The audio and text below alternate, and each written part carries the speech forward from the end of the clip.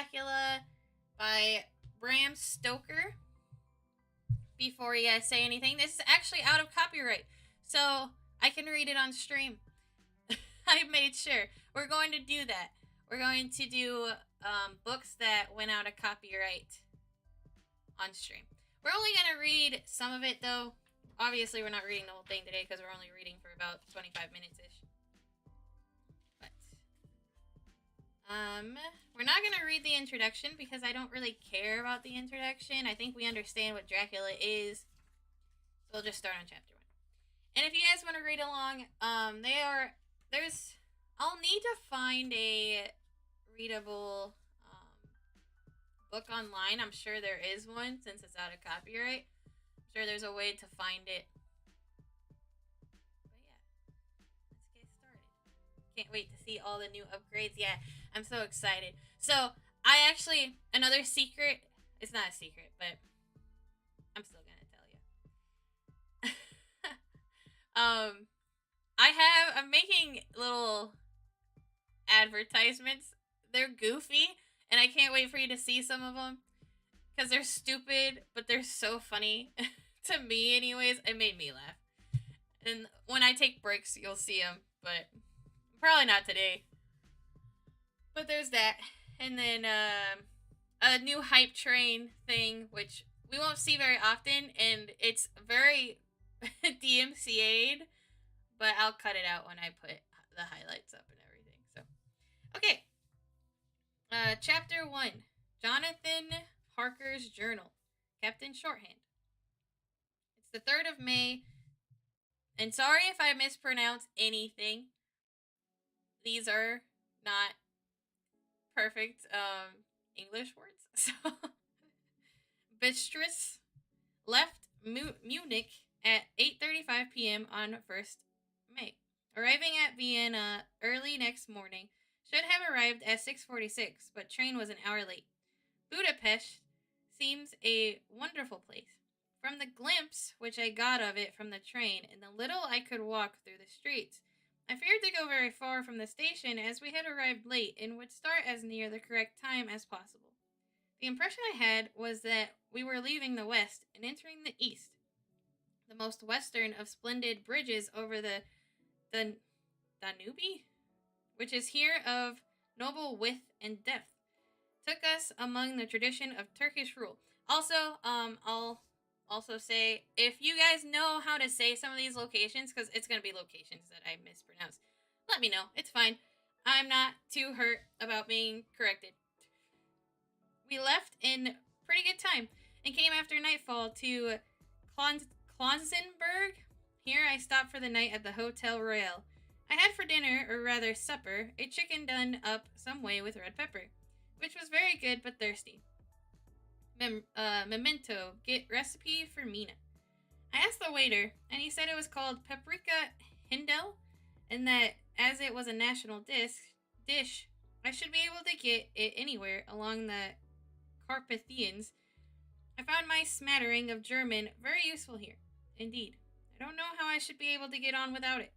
Having some time at my disposal when in London, I had visited the British Museum and made search among the books and maps of the library regarding Transylvania. It had struck me that some foreknowledge of the country could hardly fail to have some importance in dealing with a noble of that country. I find that the district he named is in the extreme east of the country, just on the borders of 3 states: Transylvania, Moldavia, and Bukovina, in the midst of the Carpathian Mountains, one of the wildest and least known portions of Europe. I was not able to light on any map or work giving the exact locality of the Castle Dracula. There are no maps of this country as yet to compare with our own Ordnance Survey maps, but I found that Bistrus, the post town named by Count Dracula, is a fairly well-known place. I shall enter here some of my notes, as they may refresh my memory when I talk over my travels with Mina.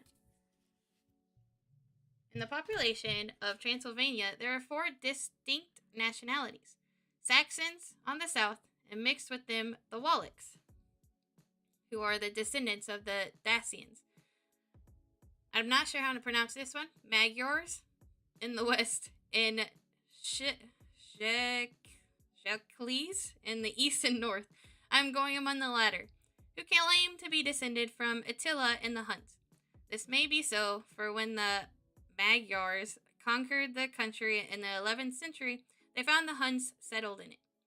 I read that every known superstition in the world is gathered into the horseshoe of the Carpathians, as if it were the center of some sort of imaginative whirlpool. If so, my stay may be very interesting. Remember, I must ask the Count all about them. Let me, hold on. I forgot to switch my category.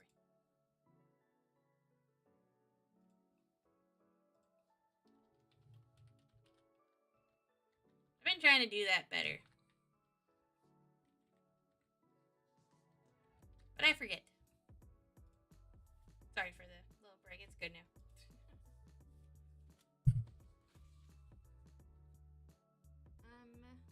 I did not sleep well, though my bed was comfortable enough. For all I had all sort of dreams, there was a dog howling all night long under my window, which may have had something to do with it, or it may have been the paprika, or I had to drink up all the water in my carafe and was still thirsty. Towards morning I slept and was wakened by the continuous knocking at my door, so I guess I must have been sleeping soundly then. I had for breakfast more paprika and a sort of porridge of maize flour, which they said was mamaliga, an eggplant stuffed with force meat, a very excellent dish, which they called implatata. Remember, get recipe for this also. I had a hurried breakfast, for the train started a little before 8, or rather ought to have done so, for after rushing to the station at 7:30, I had to sit in the carriage for more than an hour before we began to move. Seems to me that the further east you go, the unpunctual are the trains. What ought they be in China? All day long, we seemed to dawdle through a country which was full of beauty of every kind. Sometimes we saw little towns or castles on the top of steep hills, such as we see in old missals. Sometimes we ran by rivers and streams which seemed from the wide stony margin in each side of them to be subject to great floods. It takes a lot of water and running strong to sweep the outside edge of a river clear. At every station there were groups of people, sometimes crowds, and in all sorts of attire. Some of them were just like peasants at home, or those I saw coming through France and Germany, with short jackets and round hats and homemade trousers. But others were very picturesque. The women looked pretty, except when you got near them. But they were all very clumsy about the waist. They had all full white sleeves of some kind or other, and most of them had big belts with a lot of strips of something fluttering from them like the dresses in a ballet. But of course, petticoats under them. The strangest figures we saw were Slovaks, who were more barbarian than the rest, with their big cowboy hats, great baggy, dirty white trousers, white linen shirts, and enormous, heavy leather belts, nearly a foot wide, all studded over with brass nails. They wore high boots, with their trousers tucked into them, and had long black hair and heavy black mustaches. They are very picturesque, but do not look prepossessing. On the stage they would be set down as once as some old oriental band of brigands. They are, however, I am told, very harmless and rather wanting in natural self-assertion. It was on the dark side of twilight when we go to Bistriz, which is a very interesting old place. Being practically on the frontier, for the Borgo Pass leads from it into Bukovina, it has had a very stormy existence, and it certainly shows marks of it. 50 years ago, a series of great fires took place, which made terrible havoc on 5 separate occasions. At the very beginning of the 17th century, it underwent a siege of 3 weeks and lost 13,000 people, the casualties of war proper being assisted by famine and disease. Count Dracula had directed me to go to the Golden Crone Hotel, which I found, to my delight, to be thoroughly old-fashioned, for of course I wanted to see all I could of the ways of the country. I was evidently expected For when I got near the door, I faced a cheery-looking elderly woman in the usual peasant dress. White undergarment with long brown double apron, front and back of colored stuff fitting almost too tight for modesty. When I came close, she bowed and said, Her Englishman? Yes, I said, Jonathan Harker. She smiled and gave some message to an elderly man in white shirt sleeves, who had followed her to the door. He went, but immediately returned with a letter. My friend, welcome to the Carpathians. I am anxiously expecting you. Sleep well tonight. At 3 tomorrow, the diligence will start for Bukovina. A place on it is kept for you. At the Borgo Pass, my carriage will await you and will bring you to me. I trust that your journey from London has been a happy one, and that you will enjoy your stay in my beautiful land. Your friend, Dracula.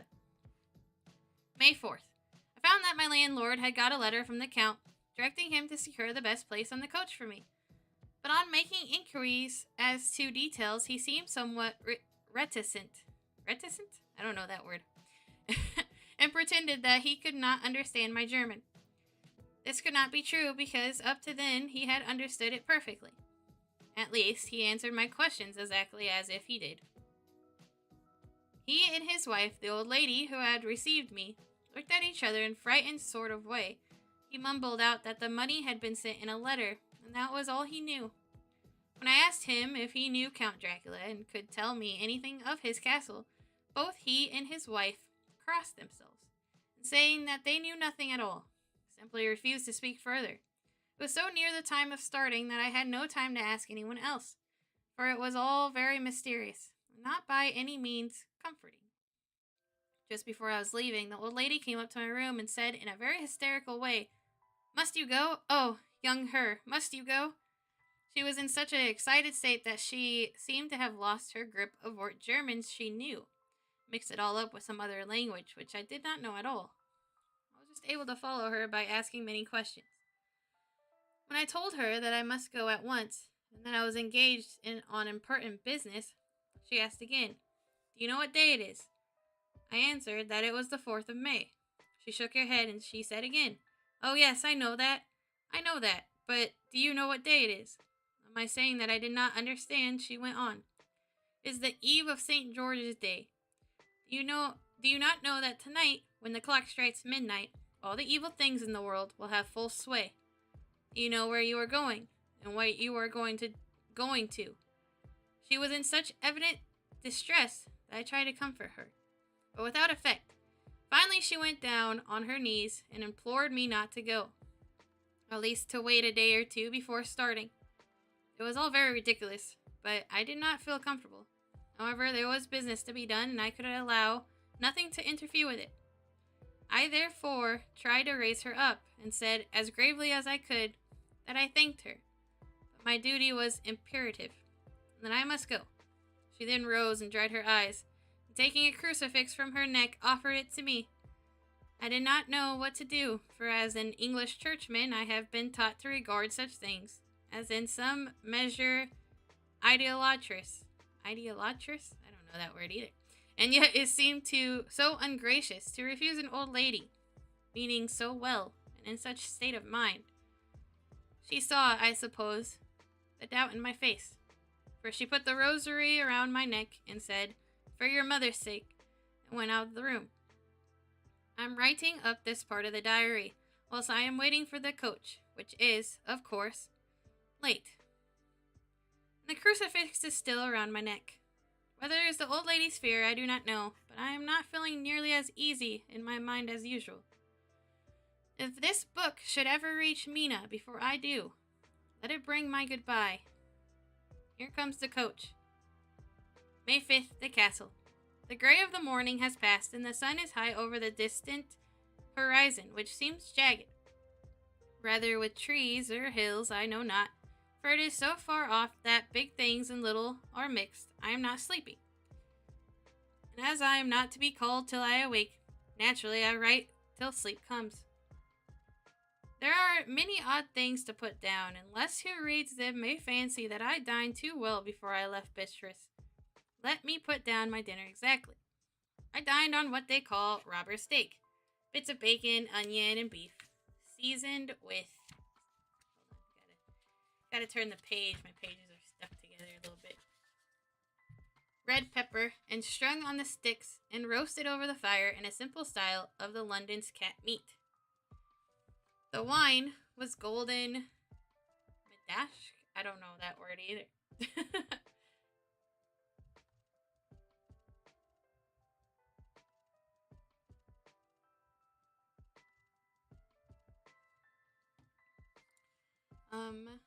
Which produces a sting on the tongue, which is, however, not disagreeable. If you guys are reading, yes, I am skipping a word on purpose. I know it means something else in this context, but yeah, it's a choice. I'm choosing to skip that word, which is, however, not disagreeable. I had only a couple of glasses of this and nothing else. When I got on the coach, the driver had not taken his seat, and I saw him talking with a landlady. They were evidently talking of me, for every now and then they looked at me. Some of the people who were sitting on the bench outside the door, which they call by a name meaning word barrier, came and listened. And then they looked at me. Most of them pityingly. I could hear a lot of words, often repeated. Words for there were many nationalities in the crowds. So I quietly got my polyglot dictionary from my bag and looked them out. I must say they were not cheering to me, for amongst them were Ordog, Satan, Pokal, sorry if I mispronounced these words, Hell, Stregoka, Witch, Warlock, and Koslok, both of which mean the same thing, one being Slovak and the other Serbian for something that is either werewolf or vampire. Remember, I must ask the Count about these superstitions.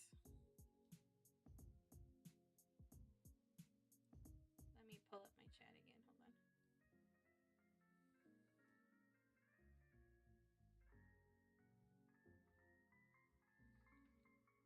I have to have the chat on my phone because the one on OBS is acting up. Well, we started the crowd round the inn door, which had by this time swelled to a considerable size. All made the sign of a cross and pointed two fingers towards me. With some difficulty, I got a fellow passenger to tell me what they meant. He would not answer at first, but on learning that I was English, he explained that it was a charm or guard against the evil eye. This was not very pleasant for me, just starting for an unknown place to meet an unknown man. But everyone seemed so kind-hearted and so sorrowful and so sympathetic that I could not but be touched. I shall never forget the last glimpse which I had of the inn yard and its crowd of picturesque figures, all crossing themselves as they stood round the wide archway, with its background of rich foliage of oleander and orange trees in green tubs clustered in the center of the yard. Then our driver, whose wide linen drawers covered the whole front of the box seat, Gotcha, they called him, cracked his big whip over his 4 small horses, which ran abreast, and he set off on our journey. I soon lost sight and recollection of ghostly fears in the beauty of the scene as we drove along, although had I known the language, or rather languages, there is on Google. Let me try to get it up real quick. Pretend that you didn't see that, Google.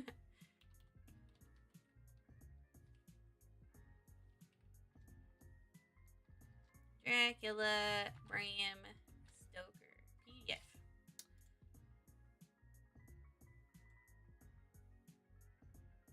I should make this a command.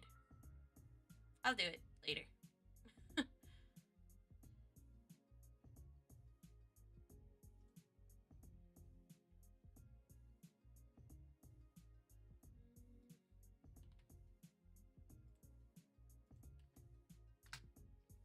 There you go. This book is easy to find online because, like I said, it's uncopyrighted now. It's out of copyright.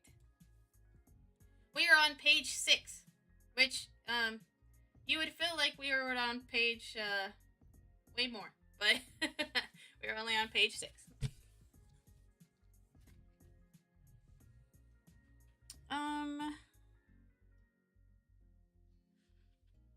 Let me find where I was.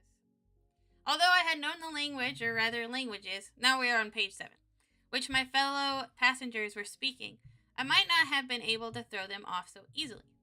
Before us lay a green, sloping land full of forests and woods,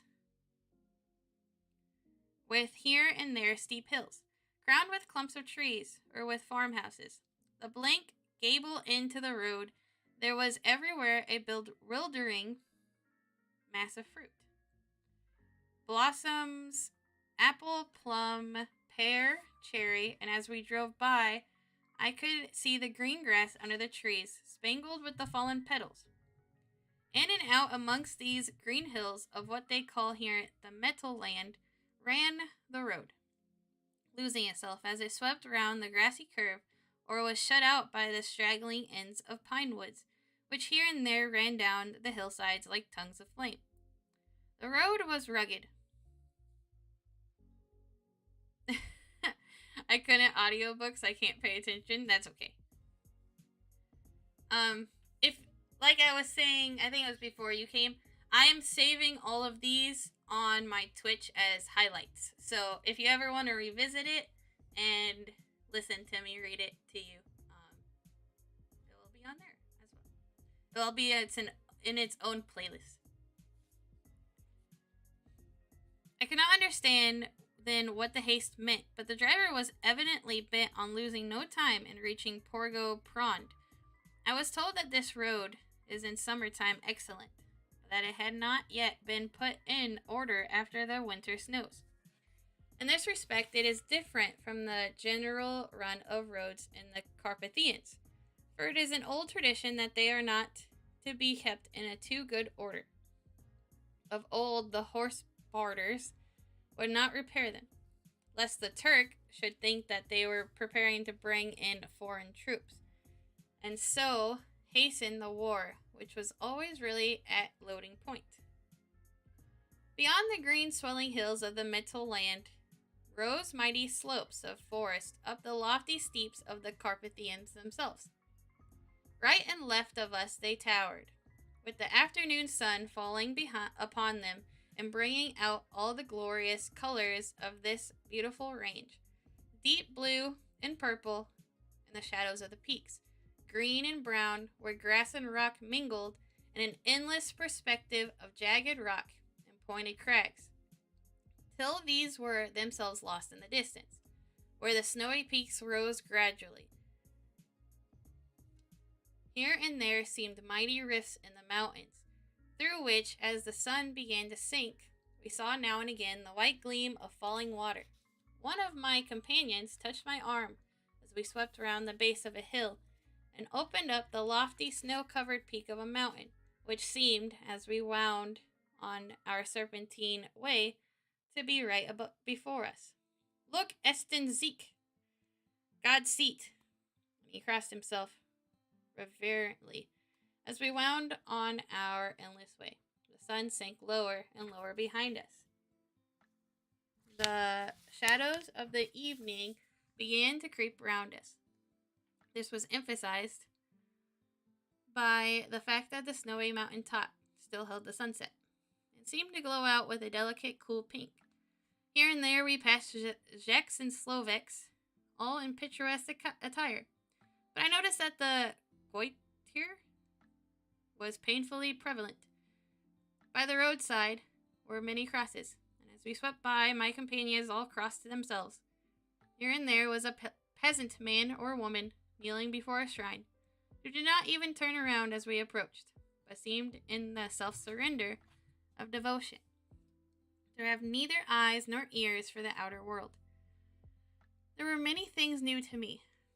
For instance, hayricks in the trees, and here and there very beautiful masses of weeping birch, their white stems shining like silver through the delicate green of the leaves.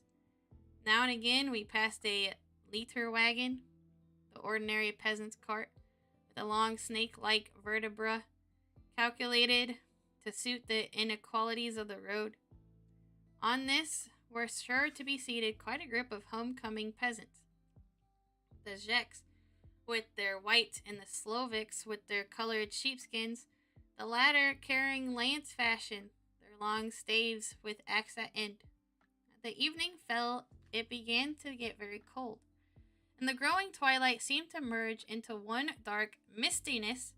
The gloom of the trees, oak, beech, and pine, threw in the valleys, which ran deep between the spurs of the hills.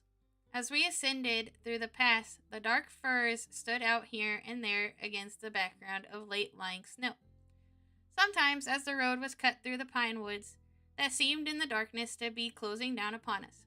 Great masses of grayness, which here and there bestowed the trees, produced a peculiar, weird, and solemn effect, which carried on the thoughts and grim fancies engendered earlier in the evening, when the falling sunset threw into strange relief the ghost-like clouds, which amongst the Carpathians seemed to wind ceaselessly through the valleys. Sometimes the hills were so steep that, despite our driver's haste, the horses could only go slowly.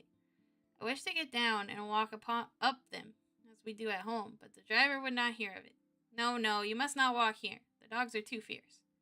Then he added, with what he evidently meant for grim pleasantry, for he looked round to catch the approving smile of the rest, and you may have enough of such matters before you go to sleep. The only stop he would make was a moment's pause to light his lamps.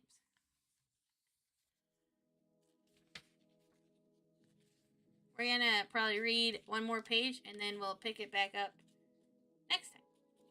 When it grew dark, there seemed to be some excitement amongst the passengers, and they kept speaking to him, one after the other, as though urging him to further speed. He lashed the horses unmercifully with his long whip, and with wild cries of encouragement urged them on to further exertions. Then, through the darkness, I could see a sort of patch of gray light ahead of us, as though there were a cliff on the hills. The excitement of the passengers grew greater. The crazy coach rocked on its great leather springs and swayed like a boat tossed on a stormy sea.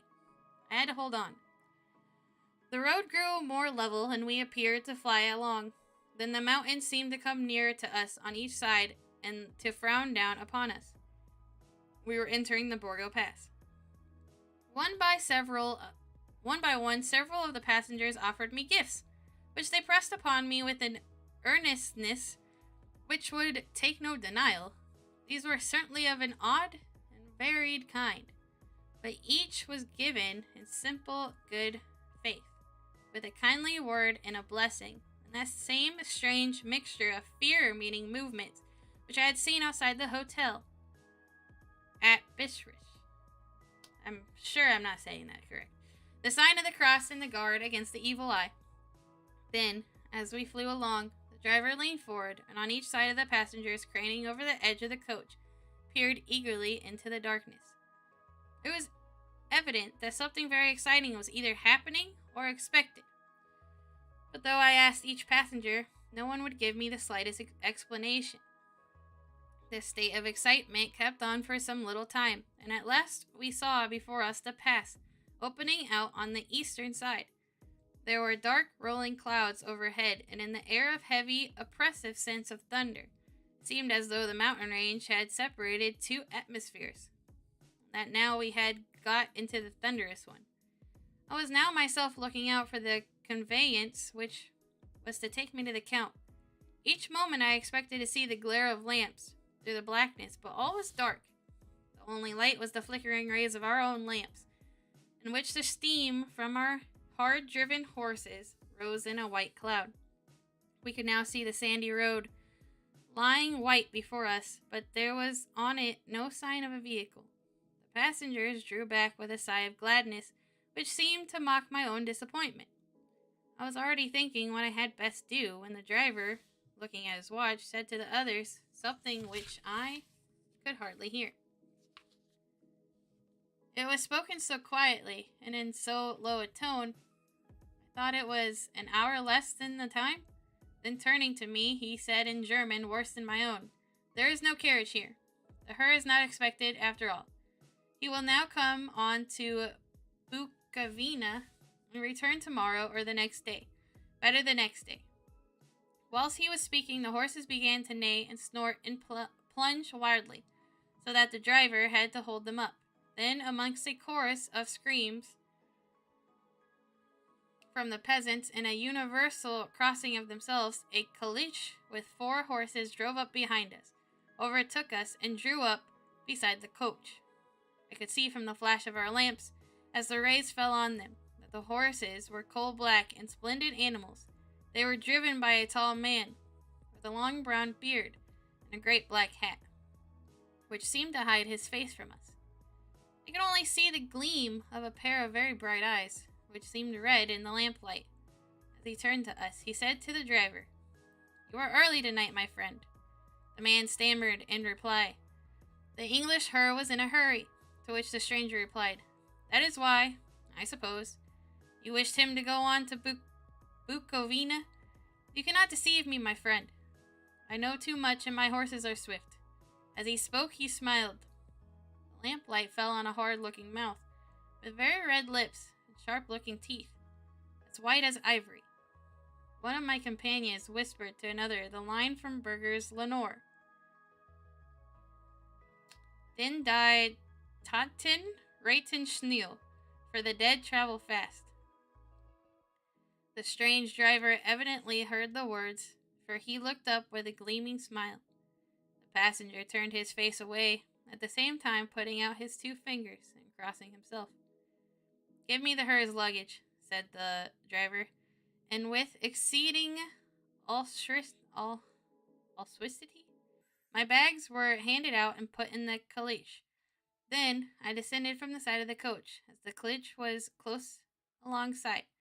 The driver helped me with a hand which caught my arm in a grip of steel. His strength must have been prodigious. Like prodigy, I'm assuming. Without a word, he shook his reins. The horses turned, and we swept into the darkness of the pass. As I looked back, I saw the steam from the horses of the coach by the light of the lamps, and projected against it the figures of my late companions crossing themselves. Then the driver cracked his whip and called to his horses. Off they swept on their way to Bukovina. That's where I'm ending today. Page 11. And then we'll pick this back up next Tuesday. Tuesdays will be reading days to kind of warm us up for the week. I think that's a perfect time to stop. He just got picked up by a vampire. So, I'm excited to read Dracula with you guys. I think it gets pretty crazy. I've never actually finished it. I got pretty far, so I'm excited to finish it, for one. But I got pretty far, and I think we'll all learn, like, where all this vampire stuff comes from. Yeah, thank you, Sour Patch. I'm glad. I was a little nervous about starting to read on stream, but I really want to put myself more into the streams. And I like reading, so.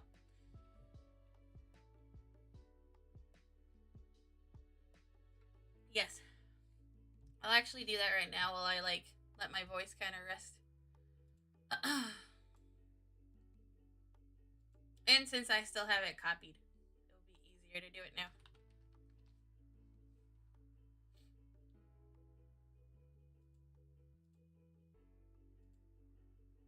I'm gonna name it book, I guess.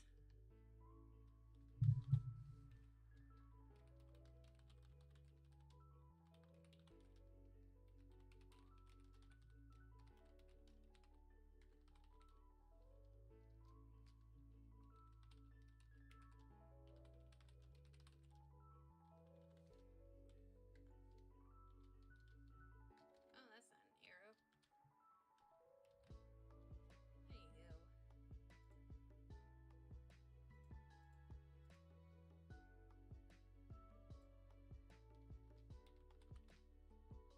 There you go. There you go. Alright.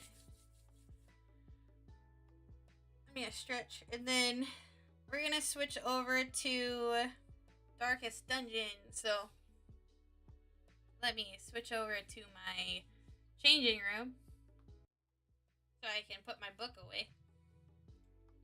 And then I'll get the PlayStation on. Sadly, we have to start over on our darkest dungeon. Oh, Sour, since you're here, what's funny is